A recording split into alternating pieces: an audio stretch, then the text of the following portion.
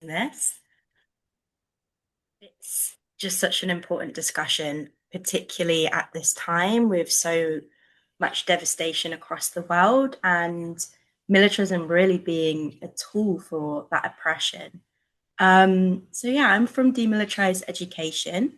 My journey started back in 2017 when I was outside the London Arms Fair and I was watching largely campaign for nuclear disarmament grandmas getting arrested for sitting in the road while the police were protecting war machinery that was going into the Excel Centre and was being sold to war criminals.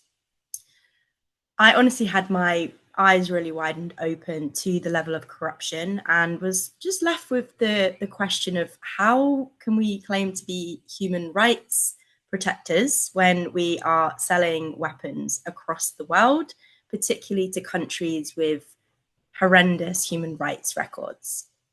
So I went back to the University of Manchester and started raising a little bit of awareness about this before discovering that the university system itself is deeply entangled with the arms trade and military. To date, we have built the world's first university and arms database, and this largely came from understanding as a student campaigner the need for there to be somewhere that was tracking these partnerships and also keeping a track of what's happening in terms of the campaigning environment as well. Because a major issue that campaigners face is that a lot of momentum is built, a lot is done, conversations are had, and then that year of students and or staff move on and everything kind of falls off and the next generation of campaigners have to start again. So building this database was really a priority for us. Of course, if you aren't aware of how bad the situation is and what's already been tried, we can't really move forward with progressions. And I'm really delighted today to be able to tell you that this database now is a real source of understanding for us to be able to look at, scrutinize, and see more closely how deeply our education system is being militarized. To date, and this is data from the last 8 years, our database holds information from whatever period, but in our aggregates, in our sums, we don't hold any information that is not within the last 8 years. And this is because that kind of gives a representation of the extent of these partnerships. So to date, we have exposed over £2.5 billion worth of these partnerships. What that actually means is we're tracking research partnerships, which we're now actually going to umbrella under academic partnerships, and I'll explain that now. And we track investment partnerships as well. So for the last few years, we've been tracking research, academic, and investment. And investment is very simple. It is when the university itself is buying shares and equity in arms companies and therefore profiting from the success of that company. Research and academic. So research is when the arms company will bring money into the university and fund specific research projects that might be departmental, it might be with a PhD student, or so on. And then the academic is consultancy, it's careers funneling, and donations, other kind of more less specific kind of partnership types. But when we've been collecting our research, and this is largely done through Freedom of Information Act requests, we found that the university themselves actually group all those things together. So that is why we're bringing those partnerships together. And now it's academic with research underneath it as a subcategory. Research is by far the largest partnership type. And the Ministry of Defence is is the most involved partner within these research projects.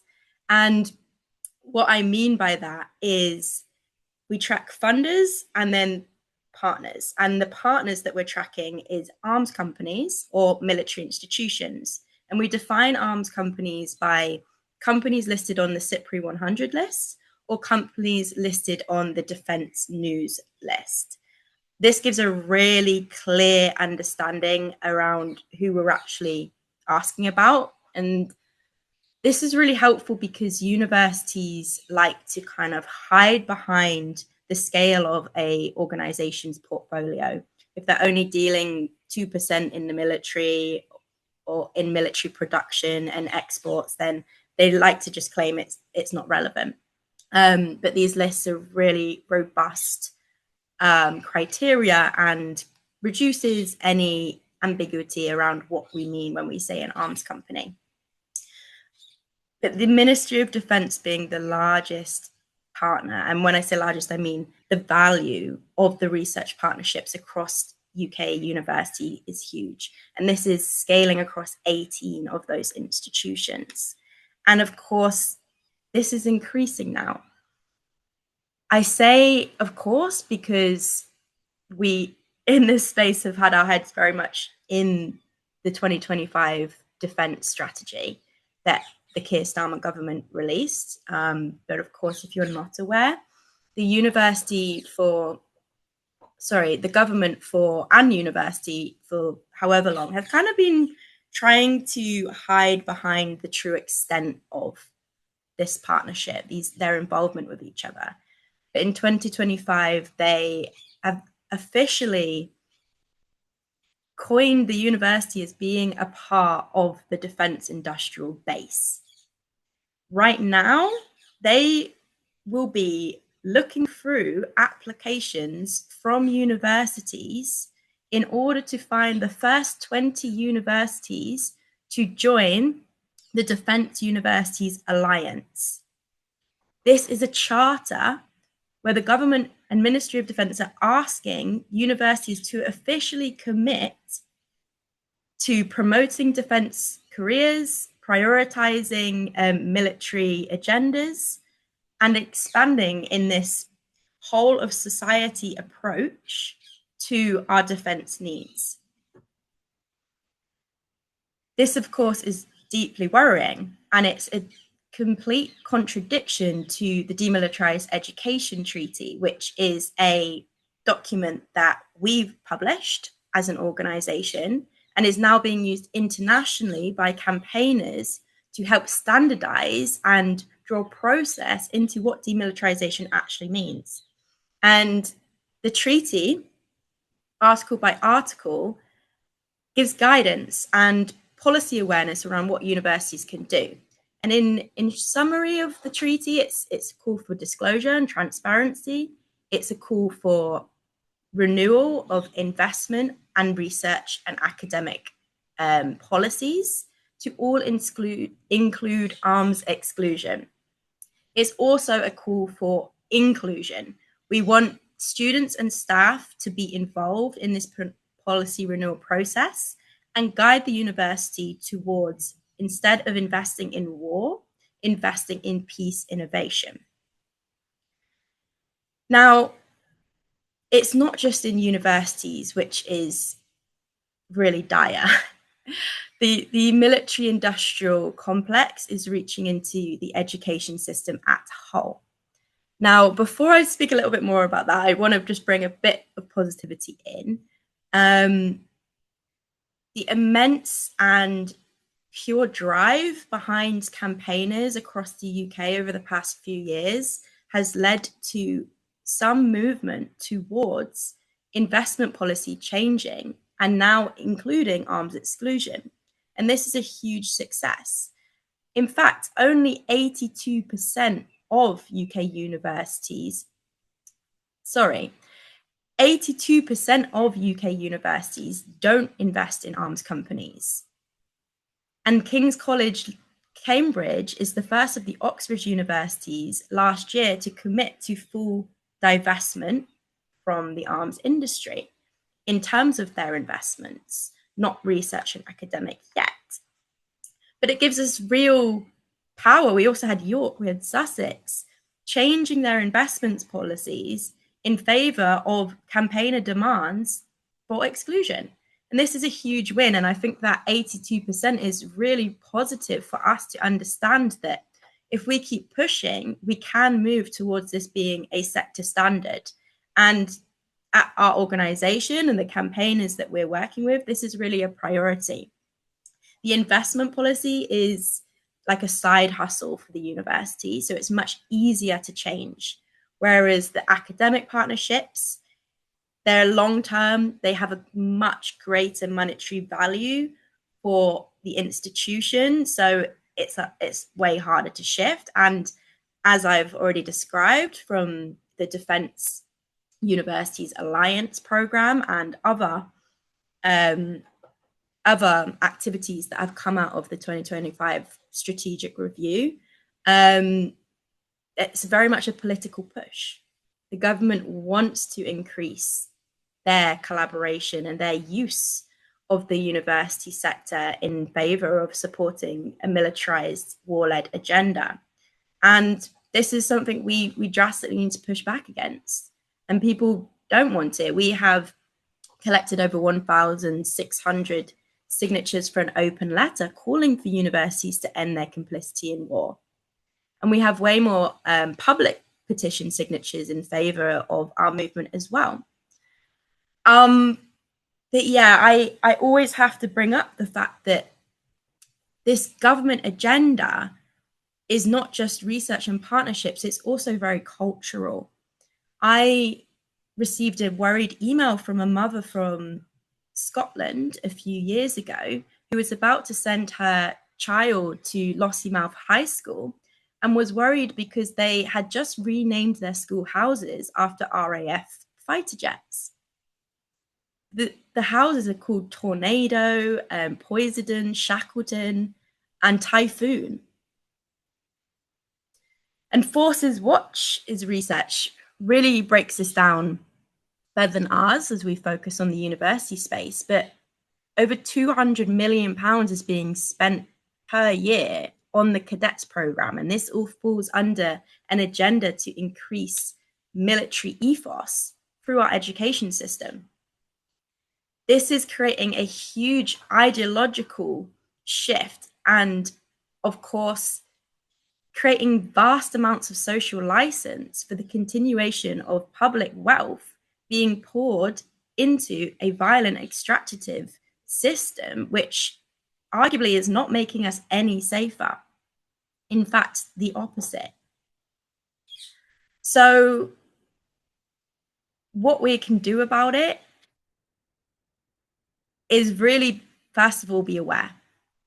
Our education system is being used as a node for the military industrial complex. And I don't know, I watched Mr. Nobody Against Putin the other day. I don't know if anybody's seen that. Please watch it, because we've actually had a campaigner from Russia working with us who's saying, like, yeah, you need to demilitarize education here, but have you seen how bad it is in Russia? And it was only when I watched this documentary that I saw how manipulative and how, again, extractive the military industrial agenda is, trying to extract minds, extract hope, and of course our resources into an agenda we don't want. So please watch that. But the first point of change is awareness. And everyone is connected to the education system in some way or another. So please speak to your friends, speak to your family, ask people to notice these things. Then we can really try and hone in on governance, pulling their policies and going into agenda meetings with very specific policy amendments so that the conversations aren't really broad and subjective, means that we're coming out with better results, dates for the next policy meeting. And this can move us into having far larger accountability. The final thing I just wanted to say as well is that we are about to release a new report which is a overview of everything that we've tracked on our database. And we want to make this an annual thing, but this is the first one we've done. And one stat that I think is quite telling is that over the UK university sector in the last 8 years, 15,150 job adverts have been displayed and implemented by the arms trade and military. 15,000 job adverts. And with the new defense review, they're promoting UCAS to also promote recruitment in the defense sector at the recruitment stage. So yeah, it's very shocking, but policies are changing in favor of arms exclusion because of campaigner pressure. So please keep up your amazing work. We have loads of data and resources at Demilitarise Education, so get in touch with us. And yeah, together we can create an education system where universities and education in general champions peace, not war. Thank you. Thank you so much, Jinsella. It was really great to hear you outlining in such detail all of the really intricacies, I suppose, of the relationship between UK higher education, university sector, and the defence industry. I think the work that you do at Demilitarise Education is just so important for mapping, and as you say, really being very, very specific about details so that there's no room left for kind of subjectivity. So thank you so much.